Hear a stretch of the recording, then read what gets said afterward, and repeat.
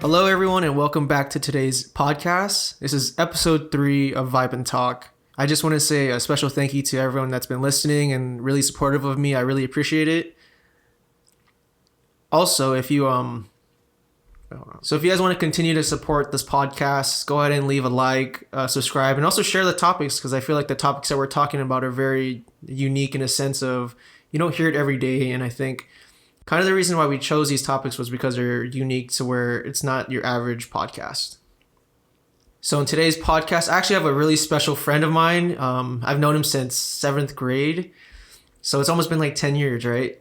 Oh yeah, it's been a while. I think It's been a while. Yeah, it's been quite a ride, dude. So this is my friend Connor Jackson. Connor? Hey, what's up, guys? Thank you for having me on the podcast, Brian. It's nice. No worries, man. I think this is gonna be a really good topic. So, if you don't know much about Connor, I'll kind of give you a brief description of who he is. We were in band together. We also had a couple of classes in 7th grade, and I think that's what really kind of took our friendship to like different levels. You know what I mean?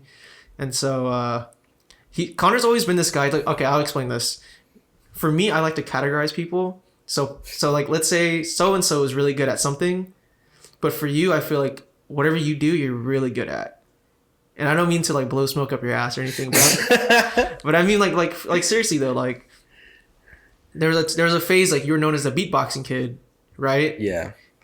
And so you really enjoyed beatboxing, and because of that, you put 110% to beatboxing, and then you were really good at it for however long you chose to do that. Yeah. And then like French horn, you're really, really good at. Like I know you feel like you're like ass sometimes, but dude, honestly, you were really good, like super good. And what else? Like photography, even too. Like you got into photography for a little bit, and you were really, really good. Like the images that you're producing, I couldn't believe it because it felt like you were ahead of the game for someone that was a beginner. Yeah. Well, I mean, it's kind of hard to look at it that way. For me, at least, I'm super critical of myself, and I mean that I probably shows the most in my music, like just playing as a horn player and getting my degree in it. Super critical person, and it's very common as a musician to be like that, and I feel like it's applied to a lot of the different things that I've done. I look back on it now and I'm like, wow, I was doing this or I was doing that, and I was like, you know what, I was decent. I'm a very humble person. I'm never gonna be like, oh my gosh, like I'm so much better than this, or obviously there's a standard, and everybody's like, I'm better than this or I'm better than that, but it was never like, I deserve this because of how good I am, or it's just like there's always so much more to grow. Even when you think you're at your best, you can be better. And I think why we became friends was that you're a very humble person, like throughout the whole entire friendship that we've had. So I think we do have our off and on moments. Like I think that's what like best friends do. We fight sometimes, but I think it's kind of funny that we always kind of come back to each other, not like in an unhealthy way. I think just because we have some like level of care and compassion for each other, right? Yeah, I mean, I think as much as we're similar, we're different in other ways too, and I think our differences tend to clash pretty more frequently than anything else, or with any of the other people we hang out with, because we're just, you like, and I'm not trying to be mean, but like you tend to get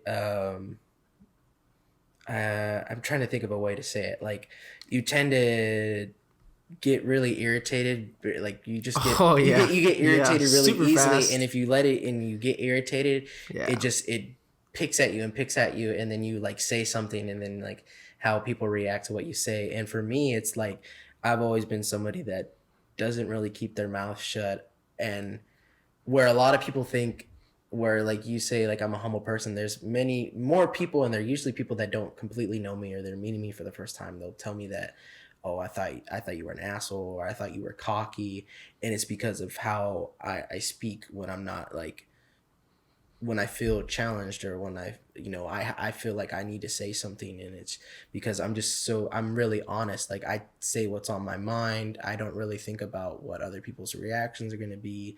I'm also a pretty impulsive person, so I might not think about what I'm going to say before I say it, and it might come off really bad or just in more of a negative light. So I think that's how our friendship has been, but I kind of do agree that we always do come back, like, and we're always cool, and we're always, back on the same wavelength because of, the experiences we've had, how long we've been friends now, and also two, it's just we have a certain understanding of each other. We've had a lot of similar friends. We've seen them come and go, but me and you have just been like, I get where you're coming from, you get where I'm coming from. So, like, that's just, similarities that are what keep us coming back, and just we're close. Yeah, and also to touch on like the relatability part, I think that a lot of it is deeper than just what we've been through. I think it's what we've been through without each other, in a sense of like our family and upbringing. And so, Yeah. if you don't know, I come from a broken family, and so does Connor. And I think because of that, and we've heard each other's experiences and seen each other pretty much at like one of our lowest, we still keep in touch because we still care for each other. And so that's what today's topic is going to be: what it's like to come from a broken family. And I kind of got the idea because me and Connor also work with kids for now, like as a part time job, and it's kind of crazy to see how many of these kids come from broken families, and you also get to see like the result. Like, so and so is acting up this way. Why is he acting up this way? Maybe it's because his home life is pretty trash. Like, mom doesn't come home, dad doesn't come home. So either way, that's what we want to talk about and share that experience with you guys, because I feel like a lot of people don't understand what it's like mentally to come from a broken family. So Connor, if you don't mind, like, can you share some feedback? Um, so my experience with kind of being in a broken family, or family that's, kind of separated, is different from Brian's. Um, my mom had me at a very young age. My dad wasn't really in the picture when I was first born. And then, kind of when I was younger, kind of like grade school, kindergarten, first grade, that kind of area, he was very in and out of my life. And so I was always close with my grandma, my mom, my grandfather, my great grandparents. And kind of outside of that, I didn't have a big family. And even to this day, I don't really have a big family. My dad is back in the picture now. It's a little different, when a parent comes back and they miss kind of like the formative years of your life. you know they try to play catch up, and they try to, they, I guess, pick up where they left off, but it's so different. And I was very fortunate, when I was younger, to, I didn't have my, biological father in my life, but I did have someone who stepped in. It's my stepfather. He came in, and, he didn't, there's a lot of times where step parents can be as bad or not worse if you're, biological parents. They could not like you, they could treat you horribly, so many different situations. I was very fortunate for the one I got, and, he's definitely the main father figure I've kind of had to grow up with and had the chance to work with, communicate with, and it's kind of weird. It's not even like he's my stepfather. It's like he's my actual father. Um, and, I wouldn't be who I am today if it wasn't for him, and I also wouldn't be who I am today if it wasn't for the experiences that I had without my actual dad. I think the biggest effect on me, and it took me a while to figure it out, was how it affected me, in my other relationships. And it's not even something that I figured out until, these past couple years of him coming back and seeing the difference. Him not being in my life, being in and out. As a kid, I always thought it was my fault. Like, I had done something wrong for him to not want to be around. I always thought it was me. Like, I'm the issue. This is why he's not here. It wasn't my mom's fault. It wasn't his fault. It wasn't, any other person's fault besides mine. And that's a crazy thing to think about. You know, I'm like 7 years old and I'm crying and wondering why he's not coming, and I'd be expecting him on the weekends and he just would not show up. No phone call, no nothing. You sit at the window and wait for him to come all day, and then it'd be nighttime and we'd be like, yeah, he's not coming, or it'd be like 5 o'clock and yeah, he's not coming today. So to be 7 years old and have that kind of a concept and it kind of just carry over, it really messed me up. I and still to this day, like, I'm very much someone who's can be very apologetic for the things I do sometimes. Even when I don't need to be. I think some things are my fault when they're really not. You saying all those things when you were 7, oh, that really touches, dude. Like, because that's exactly how I felt. Mm-hmm. Like, for me, like, my mom wasn't in my life as well for quite some time, and I was always thinking, like, when is she gonna call? Like, there's 365 days out of the year, and I haven't heard once from her, and it kind of sucks, because you do start to feel like it's your fault because, I guess as a kid, that's how you kind of view it. You're very selfish, so you're thinking like, is it me? Like I get it. Like I don't think my mom or dad wants me right now, and that's really like such a shitty feeling. Yeah. And so I kind of want to talk to you about this now because you did mention that your dad was a little bit back in your life, right? Your biological dad. Yeah. And so before, did you have any like resentment towards him? Me personally, no, I had no resentment. For me, it kind of got to the point where I just didn't care anymore. I didn't care whether he was gone. I didn't care whether he was here, whether he was going to make an effort to come back, whatever. I just, I got to a certain point that I was like, I don't care. Like, I don't think about him anymore. He doesn't concern me. I don't concern him.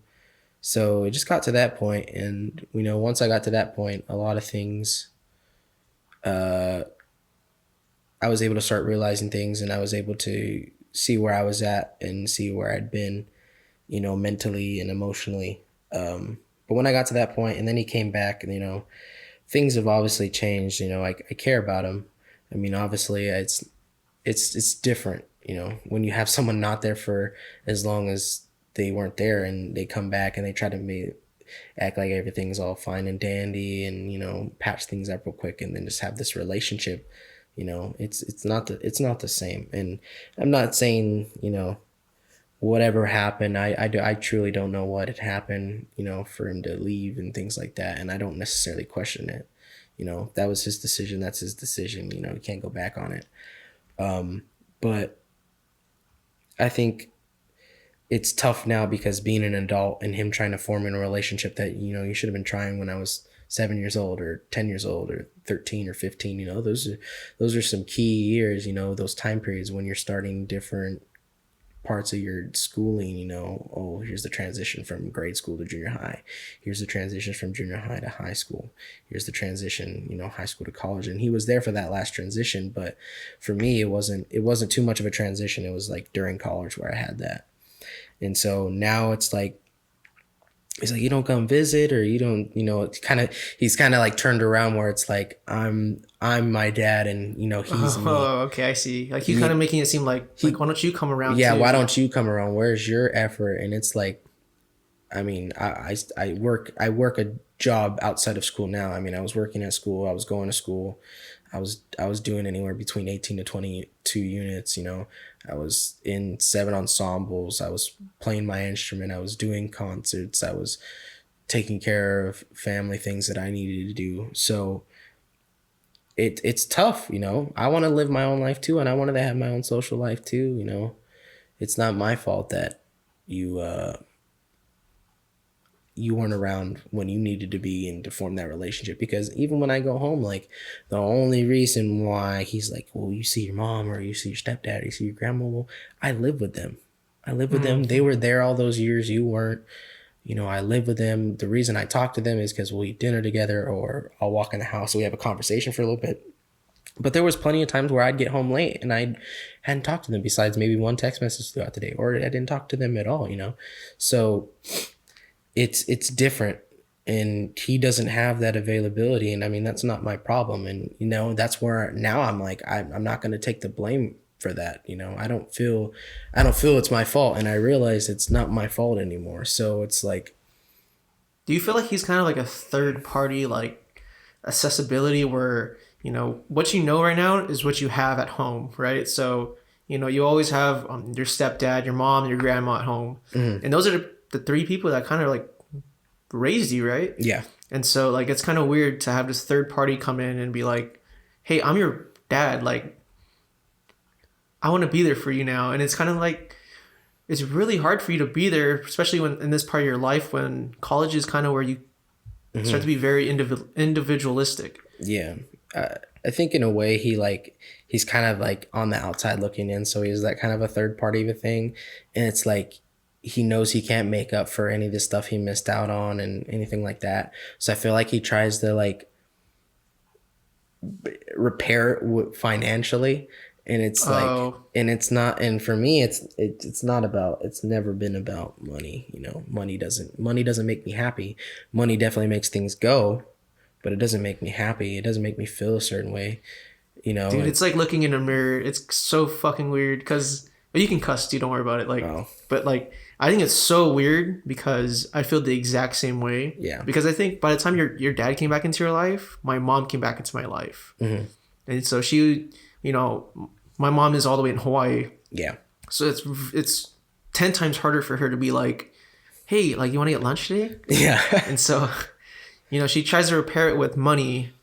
Yeah. And like, you know, wanting to do stuff for me that's really extravagant. And it's just like, I'd love to have all those things, but for me, it doesn't feel right to take it. Yeah. Because it feels like I don't deserve it. And I technically don't really want anything to do with it. Yeah. It's definitely like that. It's, you know. What have you learned from your experiences of not having, you know, that dad there, or coming from that broken family? Has it taught you anything about like, maybe in the future when you have kids, you know, like, I'm going to try it 10 times harder because my dad couldn't? Oh, yeah. I think for me, it makes me, if I have kids, what I want to be as a parent, you know, I don't want to, the funny thing is like I had issues with my father being in and out of my life. My mother had the same thing. My grandma had issues with her father as well. Oh wow, I didn't know that. So it's kind of like this, right? like this chain effect that like we don't control, and somehow has happened with all of us. You know, we're also all only children as well. So it kind of has taught me, and I need to remind myself if I ever am in that position that I don't want to be in and out of my kid's life, because I see how it affected me. You know, working with kids now, you see how it affects them. You know, I want to, you know, God forbid, you know, this like this kind of thing happens, you know, where I end up having a kid with someone and things just don't work out between me and whoever that other person is. You know, my kind of a goal is, you know, we can still have a relationship just based off of like we have a kid together, you know, and it could be mutual and it can still be cordial, you know, but it can't be obviously not a full-on relationship where we're still together and we're putting on this act for the child, because that's not good either. You know, when people do that, you know, it still affects the kid. So I still want to be there for my kid no matter what, you know, work with them and work for them and make sure they have, you know, a better life than me. You know, I still have a good life, but I think every parent's goal should be, you know, how can I make my child's life easier than mine, or make sure they don't have the same, you know, issues or situations that they have to come about where it affects them emotionally, where it affects them mentally. You know, I want them to, you know that they have a stable home life, that they have people that support them, people that love them, that are always going to be there for them. Because when you teach them that, you know, they're going to grow up a lot stronger, and not stronger like physically, but like mental fortitude, emotionally. Like they're going to be able to handle things, and they'll have, you know, certain experiences that not every kid gets to have. You know, I had to get those, but I wasn't getting those directly. I had to go out and look for it. You know, it wasn't brought to me, and I don't want that, you know. So let me ask you, let's say you're 7 years old again. Is that when your parents split? or was that a lot? Oh no. My parents have never been together Oh, since so it's like I've been been. an off and on kind of thing. Yeah. Okay, so then I guess to follow up on that, let's say you're whatever age to where you can kind of where you can understand the concept of what's going on between your mom and dad. If your mom and dad were to just sit you down and tell you exactly what's going on and say, hey, like me and dad are not getting along, so this is what's going to happen, and I'm going to explain to you why we're going to do this because X, Y, and Z, and like, do you think if for you hearing that at that age, would your whole mindset be totally different? I think it also depends on the age. I think you start to get around like 10, 12, you can have this conversation with a kid. I think a little bit younger, it's still gonna have the same effect if you just left and didn't say anything. Kids are emotional. Sometimes they can't even control what they feel and how they handle things. So if it were to happen at a younger age, I probably would have still reacted the same way. And then when I got older, we explained what happened. That's the tough part about it. But if I was at a, like, obviously an older age, say I was 12 years old, and my parents had been together this whole time, and now they want to explain to me, Oh, why it's not working? why this is not working and what's going to happen now, I think I'd have more of an understanding, and it wouldn't have as much of a negative effect on me. Yeah, I think the biggest problem with coming from a broken family to that magnitude of where you're only being raised by one parent is that consistency. So Yeah. consistently not having a father figure there sucks ass, especially when it's like your biological dad. Like, shout out to Reggie, bro. Like, Reggie's a fucking man. Like, he is the epitome of what a stepdad should be. And so I think consistency is really key when raising a family and taking care of a kid, because what it sounds like for me is that just like not even in and out of your life, but there to be there for like your baseball games, to be there for concerts, to be there once in a while. I feel like it would affect you a lot better than him just coming into your life like right after graduation and being like, hey son, like, congrats, you need anything from me? Yeah. Because like when that happens, it feels like, no, I don't fucking want anything from you. Yeah. Like, I really don't want anything from you at all. Like, nothing. Yeah. You know what I want? I want my 12 years of no father figure in my life. I even now, I don't think I can imagine, whether this is good or bad. I don't know. I mean, I could really care less as of now, whether he was there or not and what effect it would have had on me now. Because I'm happy where I'm at as a person. Obviously, I had to go through certain experiences that were indirectly caused by that, and now I realize it and how I was as a person. But I've grown. I'm happy where I'm at right now. Obviously, it would have been nice, when I was 10 years old and he would have showed up to, any of my like sports or like a function, because Yeah. when you do that, like I remember when I did that, I was like, oh, I can't wait to perform right now. Like, hope all my family's out there. Maybe some miracle my mom's here too. It's also a sucky feeling just in general. Yeah. When you're expecting people to be there, or you want people to be there for you and they don't show up or something comes up. It's such a sinking feeling.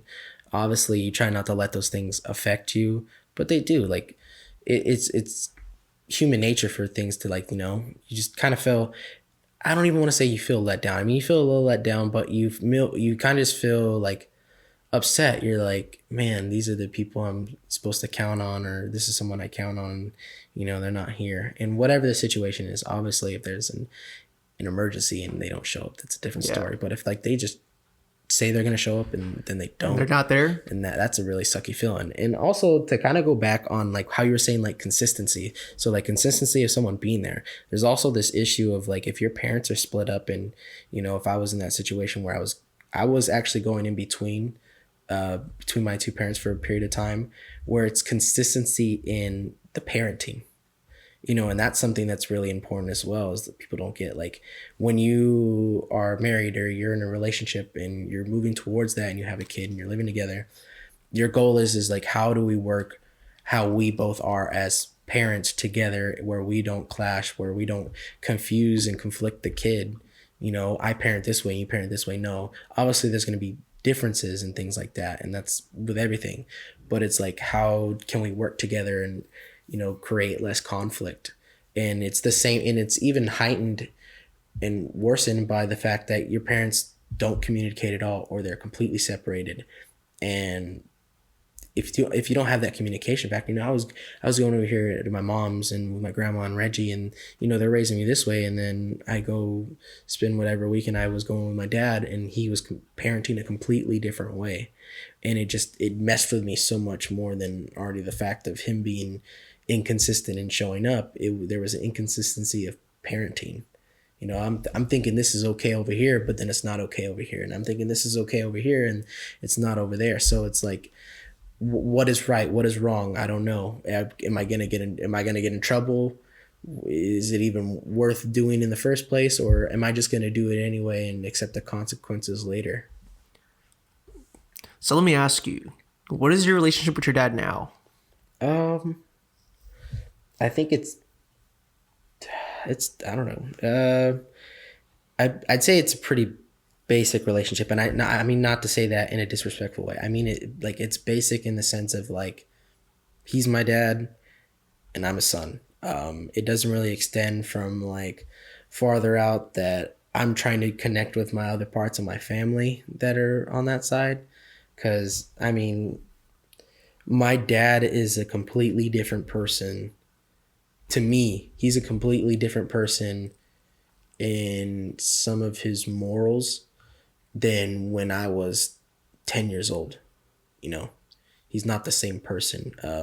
How he views the world, how he views other people. He's obviously the same way in like his mannerisms and his attitude and his stature and things like that. He's kind of similar, but it's like how he just views things. Like, I didn't see that when I was younger, obviously. I don't know if that's growing up or things did change, whoever he was around. But my family's like that a lot now too. My two sides of my family from that are completely different. One side of my family, my dad's side is very conservative and likes to view the world this way, and my other side of the family is very liberal and more about people being able to be who they are and an individual. And that's not to say my dad doesn't view it like that anyway, but he definitely has this more like a different concept, this like right? Patriotic Americana version of how he wants the world, and how what people don't seem to like too much now. And obviously he's not all of those things. Really weird, especially like family functions, like especially around like this time of year, like the holidays. Like, I'm not really fond of family things anyway, because I'm not close with any of my family. I have like 6 people that I consider like my actual family. So do you have to double dip on like holidays? Yeah, that's tough.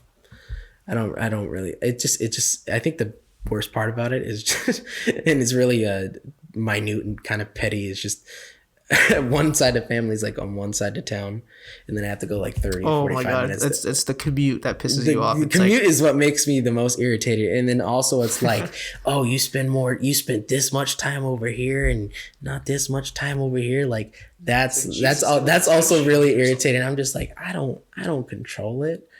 Oh, it's even worse if like things are scheduled near the same time. It's like, then I have to pick and choose, and it's the same thing over again from when I was a kid. And I'm just like, I'm just doing what I gotta do. Like, I'm just doing what I'm supposed to be doing, man. Yeah, like, I gotta please both you guys. Give me a break. I'm just here so I won't get fined, Let me ask you a question.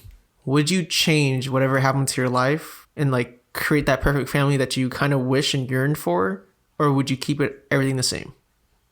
I think now I'd keep everything the same, because like I said earlier, I'm fine with where I'm at, and obviously, like like I said earlier, you want to be the best version of yourself, but without the experiences I've had, obviously my life would be completely different. Way different. Yeah, I don't know what those effects would have had on me.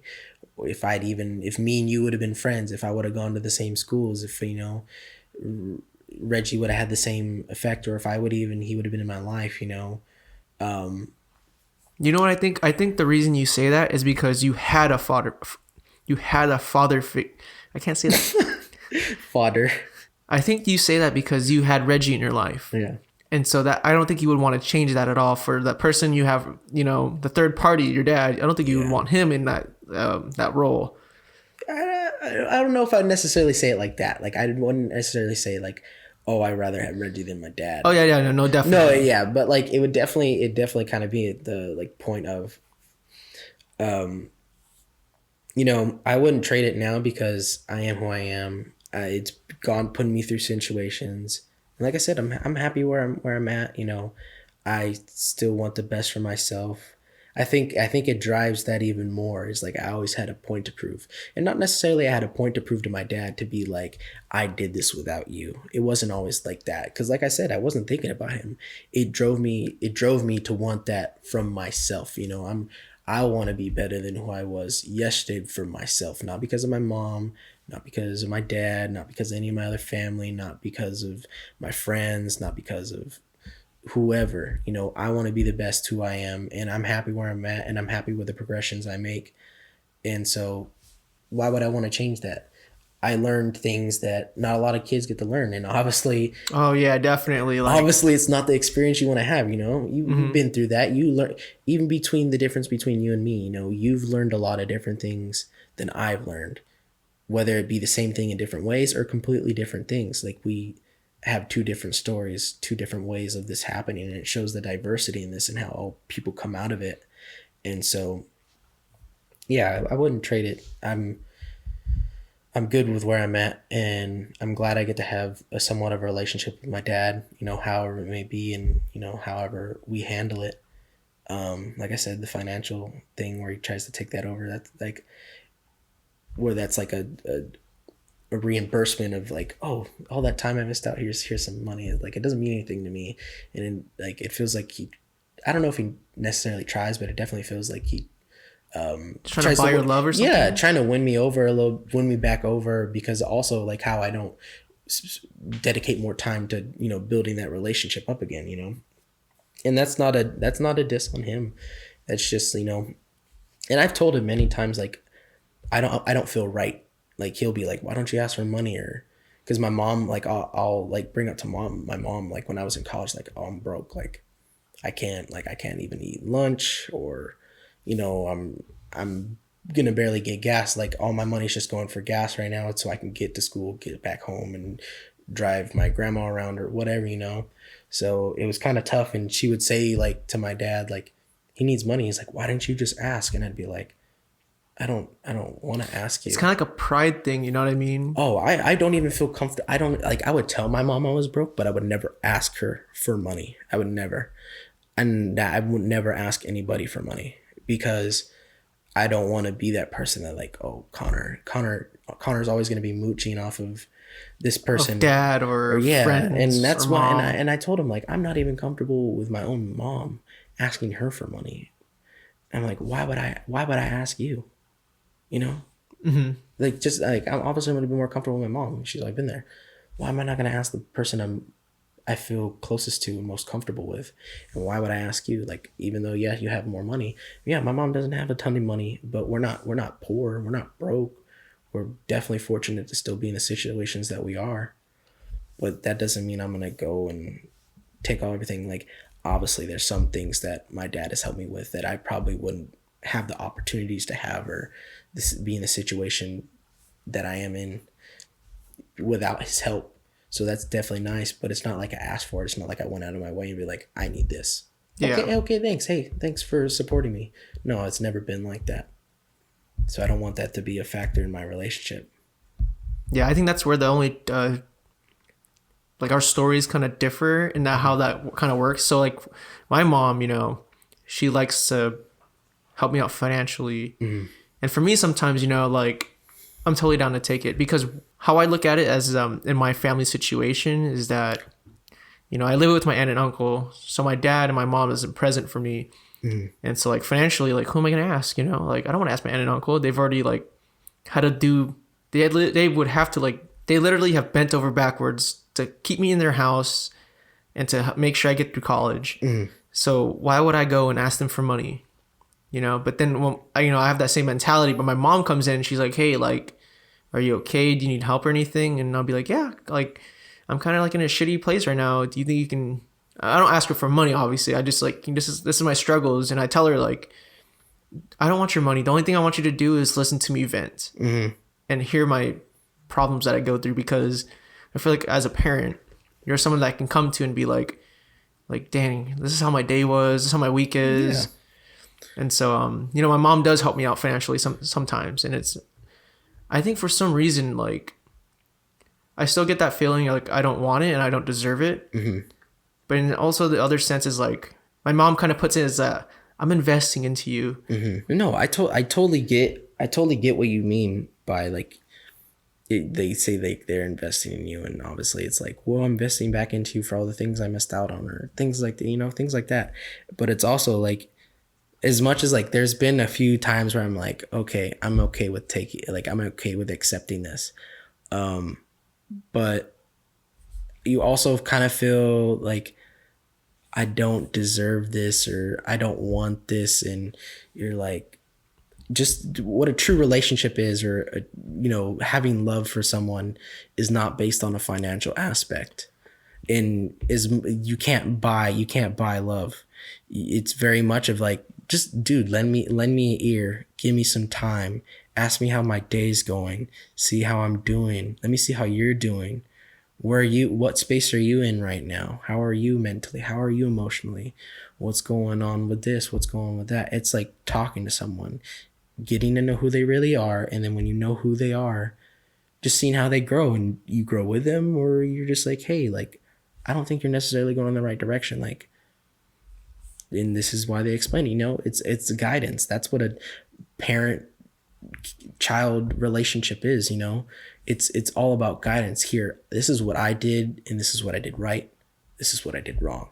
I'm letting you know you can still do what's wrong, but you got to learn your lesson yourself. And that's so key as a parent, to like let your kid know that it's way worth more than just money assets. Yeah, you know? The lessons you'll learn without money are so much more valuable than what you get with money. Yeah. And everybody's like, money's so valuable. It is on an outside view, but really what's valuable is how you progress as a person, what you've learned, what you didn't learn, and what now you can share. It's very much like the storytelling, like you learn about like history of how stories were passed down, or how things were passed down. You know, we wouldn't be at where we're at today without those things. I think the biggest thing I want the audience to kind of take back, if you've made it this far, is that you know, differences can be made, especially within parenting. So I'm not trying to like advocate that you should stay with your spouse even if things are getting rough. No. I think the best thing to do is kind of put away your selfish desires and say like, hey, I have a kid. Oh yeah. I have 2 kids. I have 3 kids. Your main goal should be making sure that they're nurtured, and when they're thrown out into that environment, that they're okay. Yeah. Because I think that's one thing that me and you can agree on, is that me and you both wish we had that consistency. And because we didn't have that consistency, we are kind of I don't know, I feel like I'm always missing something in my life. Yeah. And you know, I look at other people's families and I kind of get jealous, like damn, why do you get to have the perfect nuclear family? Why do you get to have your dad with you? Yeah. You know, why is it always me? Yeah. And I think that's like the shittiest part of growing up with all those like what would you consider injustice? I wouldn't necessarily consider it an injustice, but everybody has different things. And even what seems like the perfect family on it's the not outside, perfect, yeah. It's nothing's ever perfect. I mean, but there is certain things that you miss out on. Like obviously because of my family and how it is, like I have a small family. There's so many times I look at like things or also stories like, oh, I'm really close with my cousins, or I got to go hang out with all my family on this side, or I got to do this. I'm just like, I wish I had that. Like I don't have any cousins that I talk to that are my friends. I mean, I'm cool with them, but it's not like anything more than that. And it's nothing even blood related. It's all like kind of like very distant. And even the same thing with like the family, like the consistency and things like that. You see someone being there for others, and like I'm appreciative of everything that my mom and dad and stepdad and whoever else has supported me has been able to afford the opportunities that I've been able to encounter. But it's definitely different, you know. it's tough, and especially like in a world where social media and you get to choose how you want to show your life. Oh, okay. I see. Like in a picture and a caption, this is how great my life is. I'm in such a good place, and and for me, I was in that point. I think everybody in social media has been at that point. I don't want to see my kids fail. I want to know that at the end of the day, I set them up the best way they can. How they take it and how they do it, I'm gonna love them regardless. But it's how they go about it, and you know what? It's just like I did a good job. I know I did the best I could, and what happens from then, this is how they handle it. It's so much rewarding as a parent. They don't get to look at you. Your mom doesn't get to look at how you're at right now and be like, Brian is going to college. He has a car. He has, a life that he's happy with. He gets to do something he loves and possibly get to make a career in the near future. She doesn't get any of that credit, and it probably kills her inside. He's not here because of me. He's here because of how your dad raised you, how your aunt and uncle have stepped in, how Ka's been there for you and supported you in everything you need to do, how whatever, those people that were around supporting you when nobody else was, or teaching you things that nobody else was teaching you, they don't get that credit. And that's the same thing for my dad. And he's even told me that, he's like, the way you are today, I don't get credited with that. How I am as a man, how I am as a respectful character, how my mannerisms, how I handle situations. He doesn't get any of that credit. How successful I get to be. None of it. Maybe now more so than later, but like still, he doesn't get that credit.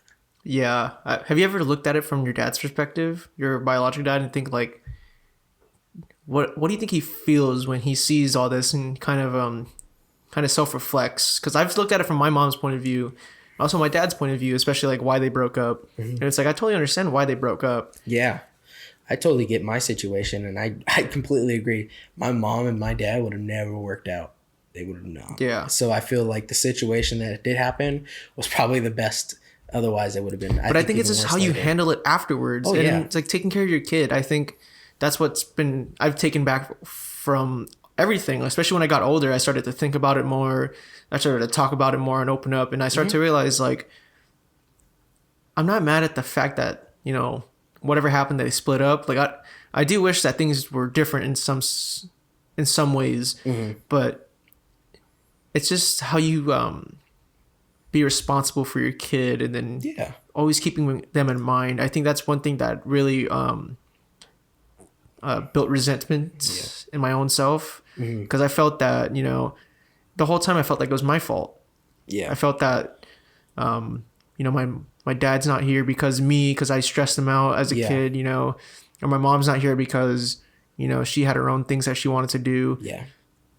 But then, I start to realize, like, they're their own people too. They're not just mom and dad. They're, they're so-and-so and so-and-so. Mm-hmm. And so they have their own wants and wills. Yeah. They're still their own person. Yeah. Even though they have a responsibility and they have a kid together, they're still their own person. And as much as, yes, it is very key to be unselfish, but once your kid reaches a certain age, like, obviously, then you're like, okay, now I get to focus. Now you can understand. Now I get to focus on myself. But also, it's during that process, how do you balance out of being selfish and being unselfish? And that's so key in how you raise your kid and how you handle yourself. Because if you put your all into somebody, watch how it affects you.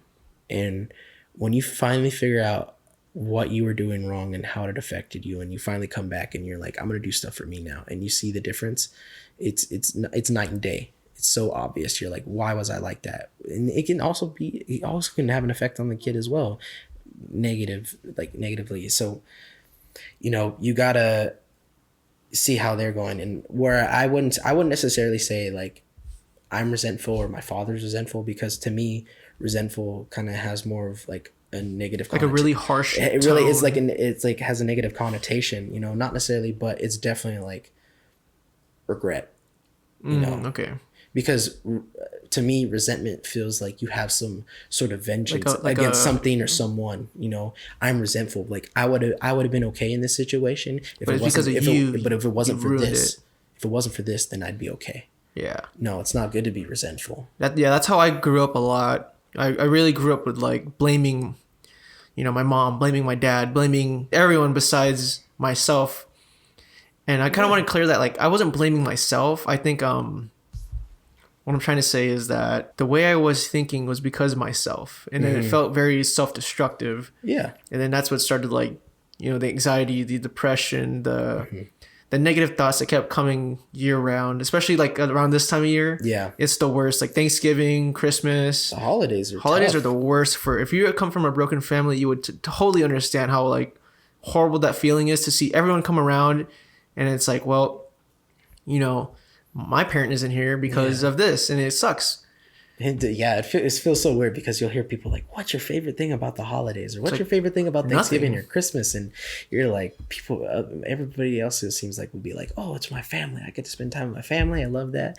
And as much as it was that for me, for my small family, I was just like, I had to be like, really? I mean, it's not that enjoyable. I mean, I hang out with these same, you know, I'm close with all these same people all the time. And it's so So hard. it's not to be even it's not negative. even about the family anymore. It's just like, Yeah. well, I'm excited about the food for Thanksgiving. Yeah. I'm excited I get the gifts on Christmas. I mean, as crappy as that sounds, like, but it was like that. It was like that. Definitely.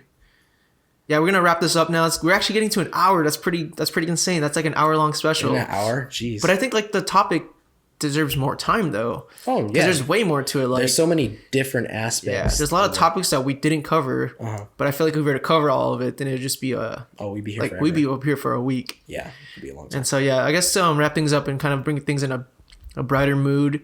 Me personally, I feel that without the experiences that I went through, I wouldn't be the person I am today. Like I wouldn't have the same mindset, and I wouldn't have the same expectations I have for my own self when I become a parent. Even with myself right now, you know, I don't want to be a statistic to be like the reasoning why I'm failing in life is because of mom and dad. Yeah.